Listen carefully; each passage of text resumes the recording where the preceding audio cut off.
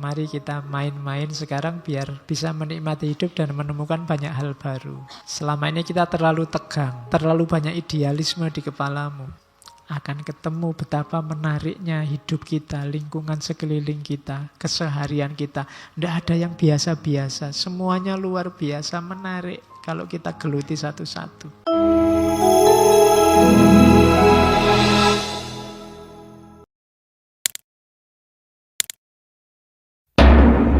Assalamualaikum warahmatullahi wabarakatuh. Bismillah. Mari kita lanjutkan ngaji kita. Oke, kritik sekarang. Ya, kritik yang pertama pada teorinya Piaget ini mempraktekannya tidak gampang. Kenapa? Ya, karena struktur kognisinya orang itu beda-beda. Kalau saya ngajar satu kelas 40 orang dan harus ngopeni level kognisinya satu-satu, bisa pusing aku, bisa habis waktunya untuk ngopeni satu-satu. Jadi tidak gampang. Kemudian yang kedua ada kritik lagi, ini lebih dekat pada psikologi ternyata dibandingkan teori belajar.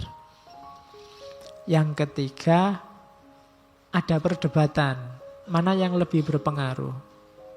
Kualitas pikiran atau kuantitas pikiran, kuantitas pengetahuan. Dua-duanya sebenarnya penting. Cuma kalau di Piaget ini kan kualitasnya. Orang cerdas tapi tidak banyak pengetahuan yang dia miliki, mana lebih penting dengan orang yang pengetahuannya banyak, ngerti macam-macam meskipun tidak terlalu cerdas. Oh, ini debat. Ya dua-duanya sih sama-sama penting. Cuma kan kalau jawabannya begini kan kurang seru. Orang biasanya pengen yang paling powerful mana? Kecerdasannya atau ketekunannya mengumpulkan banyak pengetahuan. Ini debat. Ya kalian silakan diskusi. Mungkin yang cerdas bilang, ya kecerdasan Pak. Yang tidak terlalu cerdas, oh enggak Pak, ya pengetahuan Pak. Atau yang males bilang, semuanya kan tergantung Allah Pak. Oke. Terus stabilitas dan kelenturan. Kan sering kalian ngomong tentang IQ. Oh dasar IQ-nya pendek, dasar IQ jongkok. IQ ini sesuatu yang stabil pasti menentukan ataukah sebenarnya enggak, dia bisa naik turun. Itu juga sebenarnya debat. IQ penting, meskipun nanti dikritik. Ada EQ juga loh Pak, emotional quotient. Ada SQ juga loh Pak, spiritual quotient. Ya. Tapi wacana paling awal dulu IQ. Jadi saya tidak tahu kalian pernah tes apa enggak. Jadi IQ itu yang ngelatih level kecerdasanmu ada di mana. Ya sifatnya eksak pasti, positivistik tapi dulu jadi parameter. Kemampuan kalian tes TPA itu kan antara lain kan mengukur itu. Potensi akademik itu biasanya diukur IQ-nya, bukan emosinya. Kalau emosinya ya tesnya nggak tes pilihan ganda begitu kan. Apalagi spiritual quotient. Dan sekarang mungkin karena ikut istilah quotient itu sekarang banyak sekali istilah quotient. Ada profetik, kecerdasan profetik, ada macam-macam. Kelihatannya ada juga SQ yang singkatannya bukan spiritual tapi seksual. Sexual quotient, kecerdasan seksual. Saya tidak tahu isinya apa wacana itu. Apa sangat cerdas, ada orang ngomong apa itu pikirannya mesti ke situ. Oh. Berarti SQ-nya tinggi sekali. Jadi pikirannya ngeres terus. Nah, itu wacana-wacana psikologi pendidikan. Silahkan digali. Katanya yang paling ampuh itu SQ. Atau yang dulu kehadiran EQ juga kan mengagetkan bahwa ternyata yang menentukan nasib hidup, gaya hidup itu bukan IQ-nya tapi emosionalnya. Itu yang menemukan Daniel Goleman itu kan. Jadi Goleman ini kaget ada mahasiswa yang IP-nya hampir 4. Nilainya 4, 4, 4 terus. A terus. Hanya ada satu mata kuliah Amin. Begitu dapat Amin dia tidak terima. Dia merasa, loh aku pintar harusnya A semua. Akhirnya saking marahnya dia pulang ngambil senjata, dosennya ditembak. Sampai tewas. Nah, itu kan terus kesimpulan Goleman, sebenarnya IQ tidak menentukan. Ternyata yang menentukan lebih banyak emotional quotient-nya. Belum lagi nanti datang wacana baru, spiritual quotient, lebih asasi, lebih dasar. Ya, nanti kalau ada waktu ya kita bahas tiga-tiganya. 1 bulan, IQ, EQ, SQ. Satu lagi tidak tahu apa, SQ yang satunya tadi mungkin. Biar 4. Oke, ada debat juga antara natur sama nurtur.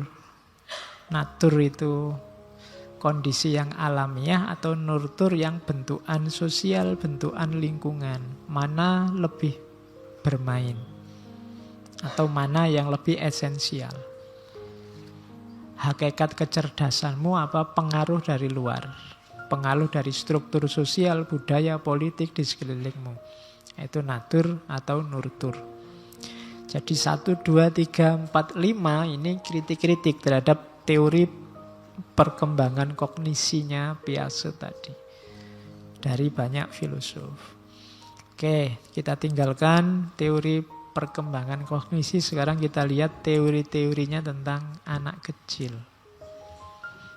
Yang saya sebut tadi dia belajar tentang anak-anak. Itu saya potong-potong dari tulisannya. Agak semi quote. Jadi ini saya kasih judul belajar tentang anak kecil. Kayak gimana sih mengajari anak kecil itu? Yang pertama katanya Piaget, when you teach a child something, you take away forever his chance of discovering it for himself. Kalau engkau mengajar, itu mungkin maksudnya mendikte anakmu, engkau sedang membuang selamanya kesempatan dia bisa menemukan sendiri. Biasanya kan kita ngajari anak itu tidak telaten. Ini jawabannya apa? Kesuwen, bapak sibuk, mas repot, ini tak jawabin, kan ngono. Itu berarti kamu sedang membuang kesempatan untuk dia sendiri jadi penemu jawaban. Itu akan membentuk dirinya. Jadi hati-hati menyikapi anak-anak itu. Dituruti tapi juga dirangsang berpikirnya. Jangan dikasih yang instan-instan. Nanti mereka tidak sabar menggembalakan proses. Jadi didik besok anak-anakmu untuk mau dan siap sabar mengikuti proses. Sampai dia menemukan sendiri. Itu akan lebih menancap. Akan lebih membentuk dirinya. Jadi berhadapan dengan anak kecil adalah kalau engkau ketemu mereka, jangan didikte begitu saja. Ciptakan situasi yang membuat mereka menemukan sendiri. Kalau harus ngajak ngobrol, ya ngobrol tapi jangan to the point. Pancing dia untuk menemukan jawaban sendiri. Itu katanya Piaget lebih efektif untuk membangun, membentuk. Daripada mereka dijejali hal-hal yang instan, nanti cuma dihafalkan tapi tidak ngerti hakikatnya. Yang kedua, ingatlah anak-anak itu punya logika sendiri. Saya bilang tadi di awal, itu kalimatnya. Anak-anak itu sering melihat sesuatu hanya apa yang dia sudah tahu. Sebenarnya semua orang. Ia memproyeksikan whole of his verbal thought into thing. Yang ada di pikirannya terhadap segala sesuatu. He sees mountain as built by man. Dia menganggap gunung itu diciptakan orang. Dia menganggap sungai-sungai itu dulu ada yang menggali Dia menganggap matahari dan bulan itu yang jalan mengikuti dia. Itu logikanya anak-anak. Jadi kalau kamu ketemu anak-anak, ngomongnya turunkan ke level mereka. Mereka punya cara berpikir sendiri. Kalian sendiri kan dulu juga begitu waktu kecil. Bayanganmu kan ini kalau ilustrasi ceritanya Jang Piasa ini. Mungkin yang ada di kepalamu dulu waktu kecil, gunung itu orang kerja bakti terus numpuk-numpuk pasir terus jadi dhuwur kan ngono. Membayangkannya kan itu. Atau sungai itu dulu ada yang menggali, duduk siji-siji. Gitu. Sesuai imajinasimu, sesuai levelmu. Jadi itu anak-anak, maka berhadapan dengan mereka, ayo turunkan level bicaranya ke level mereka. Mereka punya logika sendiri. Punya cara berpikir sendiri. Bayangkan coba lihat anak-anak kecil itu imajinasinya akan main. Mungkin lihat kacamata, kalau kita yang orang dewasa kacamata ya kacamata. Tapi di tangan anak kecil ini bisa jadi tembak-tembakan, mobil-mobilan. Itu akal mereka. Misalnya, wow ini mobil terbang, pesawat terbang, weng. Itu kan kalau kamu, itu ndak cerdas itu kacamata kok dianggap pesawat. Itu kan kita begitu. Itu mematikan mereka. Mereka punya dunia imajinasi sendiri. Kalau lingkungannya tidak merespon, tidak menanggapi, daya kreativitas yang luar biasa ini bisa mati. Ini kan daya imajinasi yang luar biasa, yang bisa memicu orang jadi kreatif. Kalau sejak kecil imajinasi ini ditertawakan, tidak akan berkembang. Sama kayak anak yang banyak tanya tadi, kalau sejak kecil terus dimarahin terus sama orang tuanya, lama-lama dia tidak berani tanya lagi. Itu apa? Ini apa? Dah anak kecil jangan cerewet. Ya sudah, wassalam, dia besok tidak akan berkembang daya ingin tahunya. Dan kalau daya ingin tahunya nggak berkembang, dia tidak akan jadi ilmuwan. Kita kehilangan satu aset. Ya kan? Kamu ketawain dia main, masa gini kok dianggap pesawat? Anak kecil dasar. Ya memang dia anak kecil. Yang dasar itu yang tua. Masa sama anak, beraninya sama anak kecil. Jadi yang kedua itu, mereka punya logika sendiri. Kita sendiri waktu kecil dulu kan juga begitu. Jangan kan gitu. Mereka kamu ceritai Tuhan aja, mungkin dia sekarang punya gambar Tuhan di kepalanya sesuai imajinasi mereka. Mungkin zaman saya kecil dulu bayangannya ada di atas, jenggotnya panjang, pakai jubah besar terus lihat ke bawah gini. Itu kan imajinasi main mereka. Ya biarkan sesuai imajinasinya, tuntun mereka sampai menemukan sendiri, nggak usah dimarahi. Wah musyrik itu dek, mikir gitu. Itu levelnya mereka. Itu levelnya mereka. Itu kayak maka ngajari anak kecil ya perhatikan levelnya. Oke, yang ketiga, every time we teach a child something, we keep him from inventing it himself. Sama kayak yang pertama tadi lah. Setiap kali kita dikte mereka, menceramai mereka, saat itu juga kita sedang memangkas potensi mereka jadi penemu. Di sisi lain, kalau mereka dibiarkan menemukan sendiri, we allow him to discover for himself, will remain with him visible for the rest of his life. Kalau dia menemukan sendiri, maka temuan ini akan berguna terus sepanjang hayat mereka. Kenapa? Lebih nempel. Hasil discovery mereka sendiri, bukan sesuatu yang dijejalkan ke kepala mereka.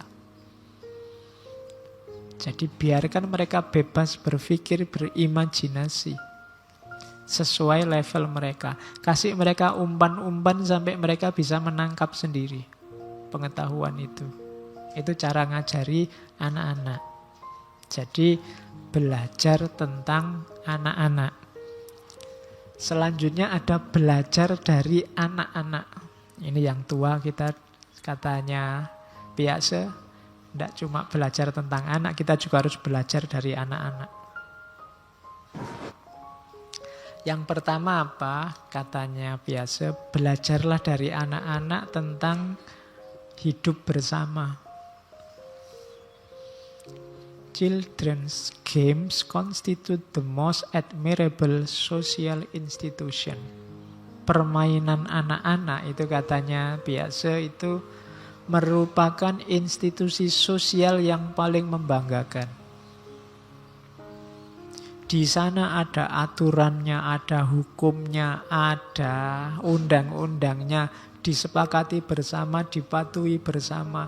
Kadang konflik tapi terus rukun lagi cepat. Kalau main kan gitu. Main catur misalnya, kayak anak-anak. Itu kan ada aturannya dan semua patuh. Tidak ada undang-undangnya, tidak ada polisinya, ya patuh.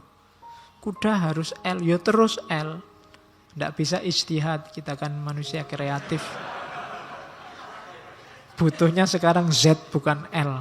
Disepakati ya, kuda. Tidak begitu. Mereka patuh dan gembira hidup bersama dengan aturan-aturan bersama. Kadang-kadang ada konflik juga, tapi konflik dialami dengan gembira, nanti balik lagi juga secara gembira. Mereka ngerti itu main-main, tapi dijalankan secara serius dan menyenangkan. Itu kan filosofinya permainan. Yang punya semacam ini anak kecil. Mereka bisa tanding, musuhan dalam pertandingan, tapi siapapun yang menang, siapapun yang kalah, nanti akhirnya tertawa bersama. Senang. Kalah, waktu kalah marah-marah, kurang ajar curang, tidak apa-apa. Nanti pulang besok main lagi yuk, kan gitu. Kalau orang tua kan tidak bisa gitu. Musuhan bisa ancam-ancaman mesti. Kalau sudah kalah, tunggu 5 tahun lagi. Mesti ngono. Semakin dewasa kita tidak cerdas, makanya kita belajar dari anak kecil. Kadang-kadang anak kecilnya gegeran terus orang tuanya ikut. Yang kecil sudah ketawa-ketawa main lagi bareng orang tuanya sekarang. Tidak rukun, tidak bisa ketawa lagi sama saudaranya, sama tetangganya. Tapi yang kecil sudah rukun. Itu tidak pinternya orang dewasa. Jadi yang kecil dewasa sekali menyikapi konflik, yang dewasa kekanak-kanakan sekali menyikapi konflik. Maka kita perlu belajar dari anak kecil. Pelajaran kedua katanya Piaget, egosentrisme anak-anak. Tadi kan ada fase egoisnya anak-anak. Ternyata orang dewasa juga banyak yang egois kayak anak-anak. Apa sih? Tidak egois itu in its essence adalah esensinya egois itu apa? Tidak mampu membedakan antara kepentingan sendiri dengan kepentingan orang banyak. Tidak mampu membedakan antara individu dan masyarakat. Ada orang yang kadang mengorbankan masyarakat demi kepentingan sendiri, ini namanya egois. Kalau ada orang kayak gini, sebenarnya levelnya masih anak-anak. Usianya masih 2-7 tahun. Jadi masih lucu-lucunya. Loh ya kita kan tidak harus marah. Kalau ada orang egois itu berarti orangnya masih lucu, masih usia 2-7 tahun. Pengen menangnya dewe. Ndak mikir lingkungan sekelilingnya. Esensinya egois kan itu. Makanya egois itu kita sebut kekanak-kanakan, childish egocentrisme. Pokoknya nyari menangnya sendiri, nyari senengnya sendiri, nyari tujuannya sendiri. Ndak peduli dengan lingkungan sekelilingnya. Orang ini berarti orangnya masih anak-anak, masih lucu.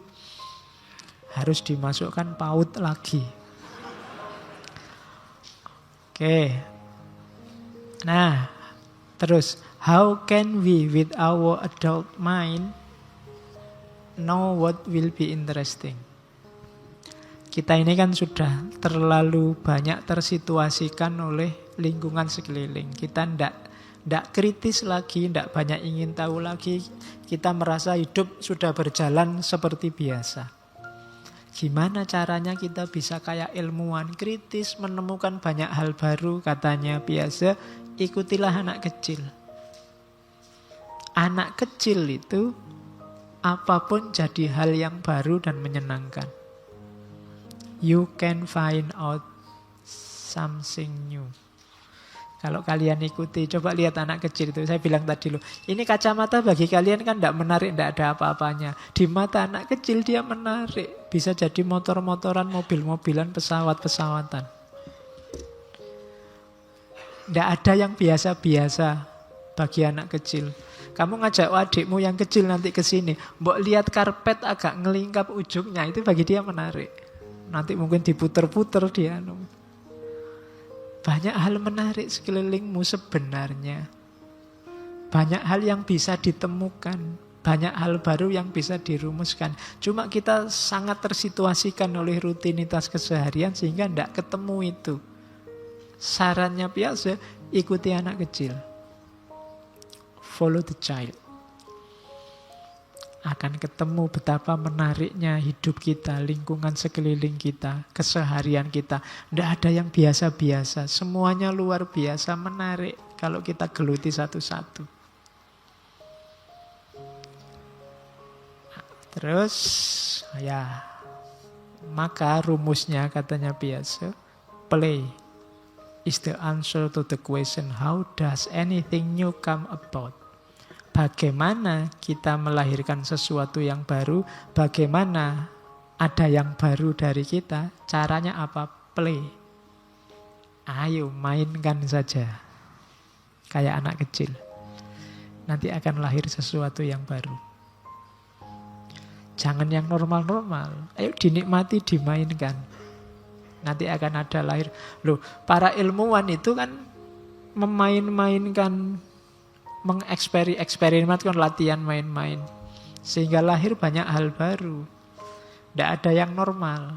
Maka kalau kamu kesulitan, Pak, saya susah ini mau bikin tesis. Tidak nemu-nemu yang baru apa? Play. Mainkan. Banyak isu yang bisa kamu mainkan. Saya tidak tahu play ini sama nggak dengan ayo digoreng. Sekarang kan banyak goreng-menggoreng isu. Cuma ini akademis ya, bukan berita di media. Banyak hal yang bisa kamu goreng secara ilmiah. Ayo dimainkan. Jadi anak kecil lagi, semuanya dimainkan. Nanti kita akan gembira dan banyak menemukan hal yang baru. Hidup kita selama ini terlalu serius. Ayo main. Kamu mainnya kurang jauh. Ya, jadi mari kita main-main sekarang biar bisa menikmati hidup dan menemukan banyak hal baru. Selama ini kita terlalu tegang, terlalu banyak idealisme di kepalamu. Itu yang bikin kamu jadi penurut tadi kan. Apa-apa nurut, manut aja. Ayo sekarang saatnya main. Bikin waktu bermain lebih banyak. Bukan main game online loh ya. Hidupmu di sekelilingmu itu menarik semua. Tidak ada yang tidak menarik. Oke, ini katanya biasa. What we see change what we know. What we know change what we see. Apa yang kita lihat mengubah pengetahuan kita. Dan pengetahuan kita mengubah cara kita melihat. Ini berputar-putar saja, sudah sering saya jelaskan. What we see change what we know. What we know change what we see. Ini nasihat untuk para guru. What is desired? Apa yang diinginkan? Maksudnya yang terbaik adalah the teacher, guru-guru tolong berhenti ceramah. Dosen-dosen tolong berhenti ceramah. Jangan puas dengan transmitting ready-made solution. Jangan puas hanya dengan mencekoi, mendulang, mentransmisikan solusi-solusi yang tinggal pakai, yang saya bilang instan tadi. Jangan seneng-seneng dikasih barang jadi kayak ngaji filsafat ini. Kamu kan selalu ngambil barang jadinya, ndak, olah lagi. Kalau ndak begitu ini jadinya cuma ceramah. Ambil inspirasi, kembangkan lagi secara kreatif. His role should rather than of a mentor. Perannya para guru, para dosen itu adalah mentor yang memicu lahirnya inisiatif dan penelitian, membuat orang tertarik ingin memahami. Termasuk ngaji filsafat ini jadikan pemicu untuk kamu tertarik menjelajah lebih jauh. Kalau hanya kalian hafalkan eman-eman, karena yang saya omongkan hanya sebagian sangat kecil dari gagasannya tokoh-tokoh besar. Jangan puas hanya di yang saya omongkan, masih dalam dan luas yang bisa kalian jelajahi.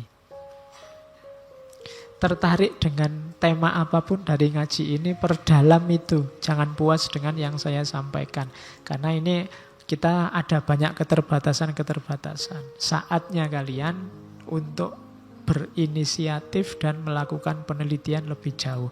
Itu tugasmu. Jadi jadikan ngaji ini inspirasi. Bukan materi, tapi memicu lahirnya kreativitas-kreativitas, kreasi-kreasi pengetahuan yang baru atau penelitian-penelitian lebih dalam. Terakhir, ini untuk ganti, nanti sebentar lagi teman-teman takmir mau ngumumkan apa, kelihatannya ada hubungannya sama ini. Ada tips dari Piaget.